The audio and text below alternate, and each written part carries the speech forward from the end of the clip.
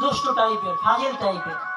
সব জায়গায় অনুষ্ঠানে যেতেন, গিয়ে গিয়ে তিনি প্রসাদ গ্রহণ করে ওই প্রসাদের দোষ ত্রুটি ধরতেন, যে দোষ আজকে ডালি লবণ হয়নি, দোষ আজকে ছানা সবজিটা ভালো হয়নি।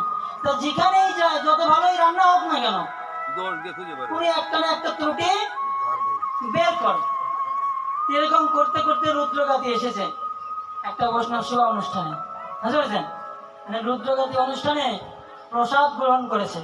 এখন এত সুন্দর প্রসাদ হয়েছে, দেশে প্রসাদ গ্রহণ করে তার ত্রুটি সে পাচ্ছে না, এখন কিছুই বলছে না।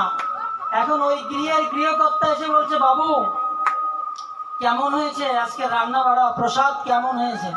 তা অনেক সময় একটু চুপ করে রয়েছে, কিছু বলছে না।